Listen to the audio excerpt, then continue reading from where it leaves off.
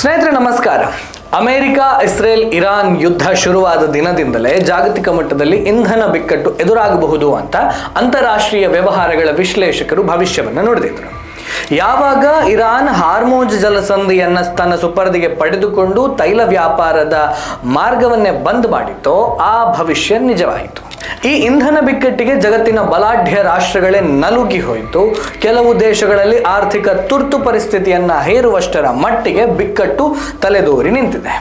ಆದರೆ ಭಾರತ ಮಾತ್ರ ಇಲ್ಲಿಯವರೆಗೆ ಈ ಬಿಕ್ಕಟ್ಟನ್ನು ಸಮರ್ಥವಾಗಿ ನಿರ್ವಹಣೆ ಮಾಡಿದೆ, ಅದು ಕೂಡ ಒಂದು ತೈಲ ಆಮದು ರಾಷ್ಟ್ರವಾಗಿ.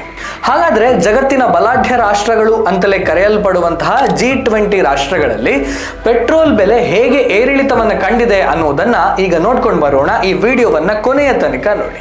ಈ ಯುದ್ಧದ ಪ್ರಮುಖ ಕೇಂದ್ರ ಬಿಂದು ಅಮೆರಿಕಾದಲ್ಲಿ ಫೆಬ್ರವರಿಯಲ್ಲಿ ಪೆಟ್ರೋಲ್ನ ಬೆಲೆ $0.77 ಇದ್ರೆ ಇವತ್ತು $1.23ಗೆ ಏರಿಕೆ ಆಗಿದೆ. ಅಂದರೆ 59.74% ಏರಿಕೆಯನ್ನು ಕಂಡಿದೆ. ಕೆನಡಾದಲ್ಲಿ ಪೆಟ್ರೋಲ್ ಬೆಲೆ ಕಳೆದ 2 ತಿಂಗಳಿನಲ್ಲಿ 43.41% ಏರಿಕೆಯಾಗಿದೆ.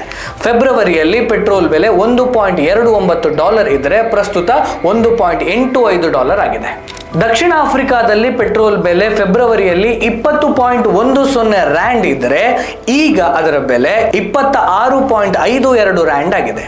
ಅಂದರೆ 31.94% ಏರಿಕೆಯಾಗಿದೆ. ಅರ್ಜೆಂಟೀನಾ ಕೂಡ ಈ ಜಾಗತಿಕ ಇಂಧನ ಬಿಕ್ಕಟ್ಟಿನಿಂದ ಹೊರತಾಗಿಲ್ಲ. ಅಲ್ಲಿ ಫೆಬ್ರವರಿಯಲ್ಲಿ ಪೆಟ್ರೋಲ್ ಬೆಲೆ 1530 ಅರ್ಜೆಂಟೀನಾ ಪೆಸೋ ಇತ್ತು. ಈಗ ಅದು 1999 ಅರ್ಜೆಂಟೀನಾ ಪೆಸೋ ಆಗಿದೆ.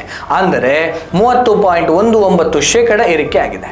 ಟರ್ಕಿಯಲ್ಲಿ ಕೂಡ ಪೆಟ್ರೋಲ್ ಬೆಲೆ 27.35% ಏರಿಕೆಯಾಗಿದೆ. ಇಟಲಿಯ ಏರಿಕೆಯ ಪ್ರಮಾಣ 23.72% ಇದ್ರೆ ಯುನೈಟೆಡ್ ಕಿಂಗ್ಡಮ್ನ ಏರಿಕೆಯ ಪ್ರಮಾಣ 21.97%ಕ್ಕೆ ತಲುಪಿದೆ. ಸೌತ್ ಕೊರಿಯಾದಲ್ಲಿ ಪೆಟ್ರೋಲ್ ಬೆಲೆ ಫೆಬ್ರವರಿಯಿಂದ ಇಲ್ಲಿಯವರೆಗೆ 17.40% ಏರಿಕೆಯಾಗಿದೆ. ಚೀನಾದ ಏರಿಕೆ ಪ್ರಮಾಣ 15.03% ಆಗಿದ್ರೆ ಫ್ರಾನ್ಸ್ನಲ್ಲಿ 13.97% ಏರಿಕೆಯಾಗಿದೆ. ಜಪಾನ್ನಲ್ಲಿ ಪೆಟ್ರೋಲ್ನ ಬೆಲೆ 8.9% ಏರಿಕೆ ಕಂಡಿದ್ದರೆ ಜರ್ಮನಿಯಲ್ಲಿ 7.22% ಏರಿಕೆಯಾಗಿದೆ. ಆಸ್ಟ್ರೇಲಿಯಾದಲ್ಲೂ ಪೆಟ್ರೋಲ್ ಬೆಲೆ ಏರಿಕೆ ಆಗಿದೆ. ಫೆಬ್ರವರಿಯಿಂದ ಇಲ್ಲಿಯವರೆಗೆ 5.49% ಏರಿಕೆ ಆಗಿದೆ. ಸ್ವತಃ ಪೆಟ್ರೋಲ್ ಉತ್ಪಾದನೆ ಮಾಡುವಂತಹ ರಷ್ಯಾದಲ್ಲಿ ಕೂಡ ಪೆಟ್ರೋಲ್ನ ಬೆಲೆ 4.89% ಏರಿಕೆ ಆಗಿದೆ. ಮೆಕ್ಸಿಕೋ ಅತ್ಯಂತ ಕಡಿಮೆ ಪ್ರಮಾಣದಲ್ಲಿ ಏರಿಕೆ ಕಂಡಿರುವ ದೇಶ. ಅಲ್ಲಿ ಇಲ್ಲಿಯವರೆಗೆ ಪೆಟ್ರೋಲ್ನ ಬೆಲೆ ಕೇವಲ 1.58% ಏರಿಕೆ ಆಗಿದೆ. ಇನ್ನು ಈ ಜಾಗತಿಕ ಆರ್ಥಿಕ ಮತ್ತು ಇಂಧನ ಬಿಕ್ಕಟ್ಟನ್ನು ಸಮರ್ಥವಾಗಿ ಎದುರಿಸಿದ G20 ರಾಷ್ಟ್ರಗಳು ಅಂತ ಹೇಳಿದ್ರೆ ಇಂಡೋನೇಷ್ಯಾ, ಸೌದಿ ಅರೇಬಿಯಾ, ಭಾರತ ಮತ್ತು ಬ್ರೆಜಿಲ್ ಮಾತ್ರ. ಇಂಡೋನೇಷ್ಯಾ, ಭಾರತ ಮತ್ತು ಸೌದಿ ಅರೇಬಿಯಾದಲ್ಲಿ ಪೆಟ್ರೋಲ್ ಬೆಲೆ ಇಲ್ಲಿಯವರೆಗೆ ಸ್ಟೇಬಲ್ ಆಗಿದ್ದರೆ ಬ್ರೆಜಿಲ್ನಲ್ಲಿ ಪೆಟ್ರೋಲ್ ಬೆಲೆ 3.60% ಇಳಿಕೆಯನ್ನು ಕಂಡಿದೆ. ಸೌದಿ ಅರೇಬಿಯಾ ಮತ್ತು ಇಂಡೋನೇಷ್ಯಾ ಸ್ವತಃ ತೈಲ ಉತ್ಪಾದಿಸುವ ದೇಶಗಳು ಅನ್ನೋದು ಇಲ್ಲಿ ಗಮನಿಸಬೇಕಾದಂತಹ ಸಂಗತಿ.